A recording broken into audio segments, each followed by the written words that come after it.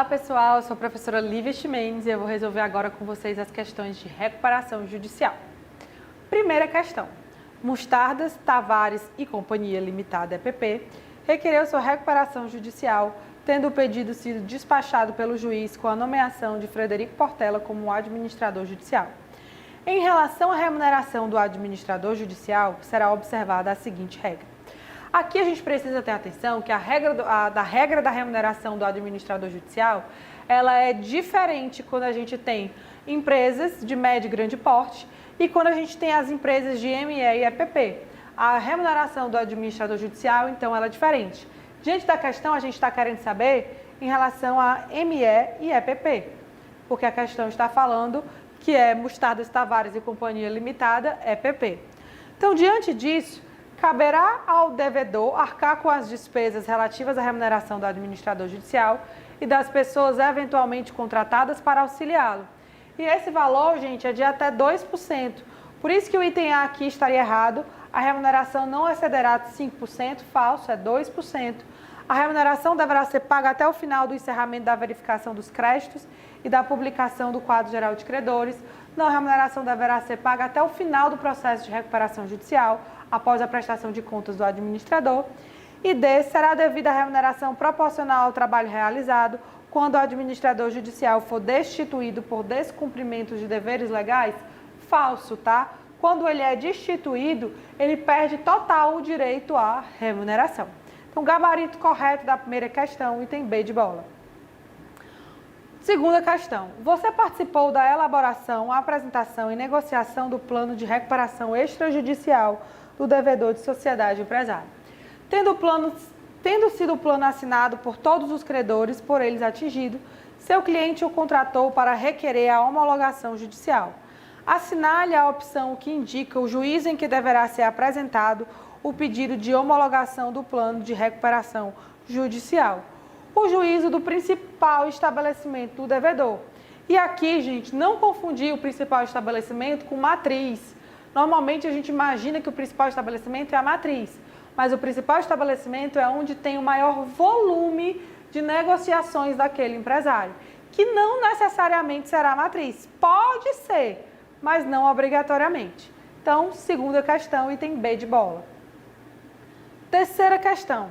A respeito do administrador judicial, no âmbito da recuperação judicial, é correto afirmar que o administrador judicial, pessoa física, pode ser formado em engenharia. Aqui, a gente costuma achar estranho que engenharia, o que tem a ver com processo?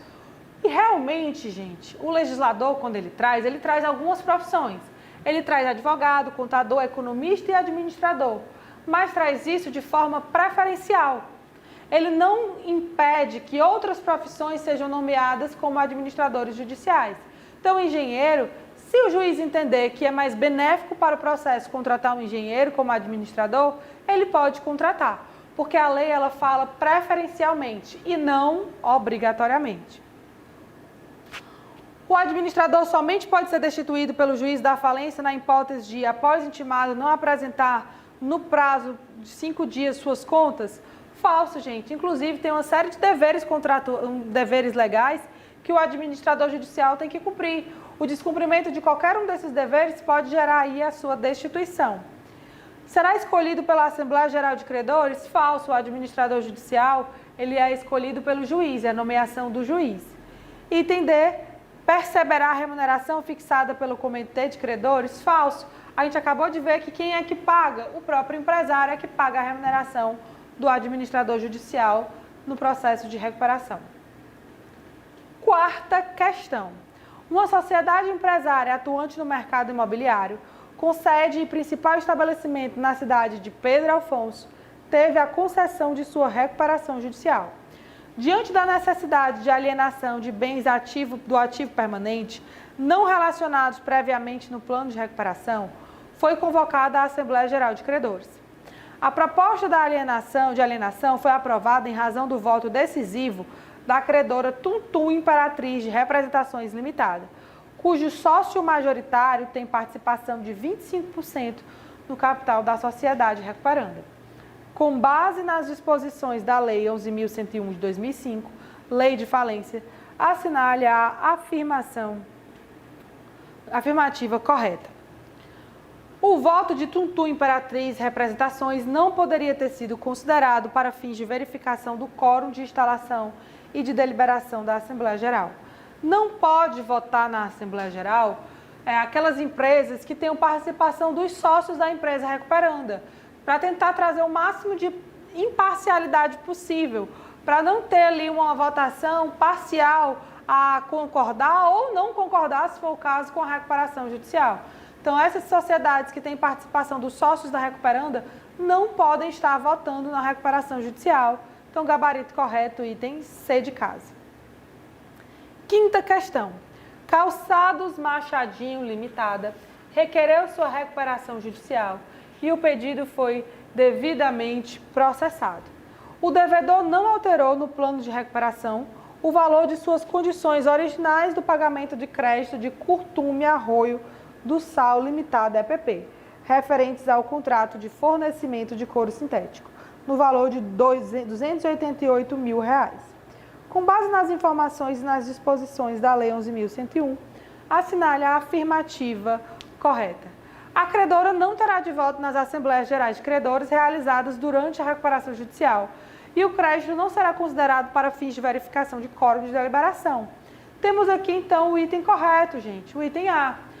Se você não teve o seu crédito modificado pelo plano de recuperação judicial, não faz sentido você ir votar nas assembleias. Você vai votar o quê? Se a sua vida continua a mesma. Você até pode ir para acompanhar, para ver o desenrolar daquela recuperação, mas você não pode votar e nem vai contar como quórum para a deliberação. Então, gabarito correto da quinta questão, item A. Sexta questão. A Assembleia Geral de Credores da Sociedade Falida Concessionária de Veículos Pereiro Limitada aprovou com voto favorável de credores que representam 3/4 dos créditos presentes à Assembleia a constituição de sociedade formada pelos empregados do próprio devedor. Sobre essa modalidade de realização do ativo, assinale a afirmativa incorreta. Então, a gente está querendo saber qual é a afirmativa incorreta. A afirmativa incorreta, gente, ela está aqui no item B de bola. A constituição da sociedade formada pelos empregados do devedor depende da apresentação pela massa falida das certidões negativas de débitos tributários. Não precisa dessa certidão, certo? Não depende dessa certidão. E todos os outros itens estão corretos. Sétima questão. Com relação às atribuições do Comitê de Credores, quando constituído no âmbito da recuperação judicial, assinale a afirmativa correta. O Comitê de Credores, gente, é um grupo pequeno de credores eleitos na Assembleia Geral de Credores, ou seja, a Assembleia Geral de Credores é o conjunto de todos os credores. Todos os credores, eles elegem representantes seus para acompanhar mais de perto o desenrolar daquele processo de recuperação judicial ou de falência, quando é o caso. Qual é a função desse Comitê de Credores? A sua principal função do Comitê de Credores, gente, são funções de fiscalização, para saber se está acontecendo tudo direitinho, para saber se o administrador judicial está cumprindo com suas funções, se o empresário também, se o processo está andando de forma regular, tá? Então, diante disso, a gente tem o quê? Gabarito correto, item A, fiscalizar a execução do plano de recuperação judicial. Então, a gente tem que a função do Comitê de Credores é a de fiscalização e a opção A é a opção que trata para a gente sobre fiscalização. Item B, fornecer com presteza todas as informações exigidas pelos credores interessados. Aqui a gente está diante do administrador judicial. Item C, consolidar o quadro geral de credores e providenciar sua publicação, administrador judicial. Item D, apresentar ao juiz, juntado aos autos, relatório mensal das atividades do devedor, administrador judicial. A única função que cabe ao Comitê de Credores aqui nesses itens está descrita no item A. Oitava questão. Laranja da Terra Comércio de Frutas Limitada requereu a sua recuperação judicial e o pedido foi distribuído para a segunda vara civil.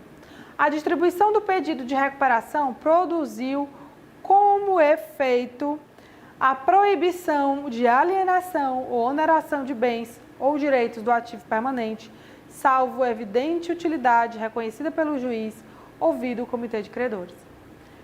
O que a gente tem aqui? Se você está dentro de uma recuperação judicial, você está passando por uma crise econômica financeira. Tem pessoas que contam com aqueles bens que você tem com a esperança de que vão receber aquele valor. Porque se tudo der errado e você vier a falir, aqueles bens serão vendidos para pagar os créditos das pessoas para quem você deve. Então, se por acaso você quiser vender os seus bens, você vai poder fazer essa venda? Vai. Mas aí, se não tiver previsto no plano de recuperação judicial, você vai ter que pedir aí a autorização do juiz, que o juiz vai ouvir ainda o comitê de credores. Então, regra geral, você não pode vender. Só vai poder vender se você pedir a autorização do juiz, que aqui a gente tem o gabarito correto, item C. Nona questão. Essa nona questão, gente, ela foi uma questão da OAB, mas foi uma questão anulada. E vamos aqui entender essa questão, por que ela foi anulada, como é que ela poderia estar mais correta. A ABC Indústria S.A. é uma companhia em crise econômica e financeira, sendo devedora de salários em atraso de seus empregados, tributos ao governo federal e créditos a diversos fornecedores decorrentes do fornecimento de matéria-prima. A ABC obteve o deferimento do processamento do seu pedido de recuperação judicial. E na decisão, o juiz determinou a suspensão de todas as ações e execuções contra a ABC, na forma do artigo 6º da Lei 11.101. Não obstante, diversas reclamações trabalhistas, ainda em fase de conhecimento em curso perante a Justiça do Trabalho, e 2 execuções fiscais em curso perante a Justiça Federal, das quais a ABC era ré, prosseguiram normalmente após o referido deferimento do processamento da recuperação. A respeito da situação da recuperação judicial de ABC, é correto afirmar que, o item A, o juízo da recuperação deverá oficiar ao juiz em que estão sendo processadas as reclamações trabalhistas e as execuções fiscais para determinar a suspensão imediata de tais feitos. Esse item aqui está errado, gente. Por quê? Porque as reclamações trabalhistas, ainda em fase de conhecimento, elas são a exceção. Elas não se suspendem, elas devem estar ali, elas continuam correndo até que tenham um determinado valor. Aí esse valor vai ser levado à recuperação judicial para entrar em votação e etc. Mas enquanto a gente ainda não tem um valor, quando a gente não sabe quanto é aquele crédito trabalhista, aquele processo ele vai correr. E as execuções fiscais, elas nem fazem parte da recuperação judicial, então sendo assim, elas também não se suspendem. No item B, não há qualquer irregularidade no processamento das reclamações trabalhistas e execuções fiscais mencionadas no enunciado, pois tais ações não são suspensas pelo deferimento da recuperação judicial. E aí, a gente começa a ter uma pequena dúvida, que essa questão ficou mais ou menos certa. Não há qualquer irregularidade no prosseguimento das reclamações trabalhistas e execuções fiscais mencionadas no enunciado, pois até aqui estaria correto, pois tais ações não são suspensas pelo deferimento do processamento da recuperação judicial.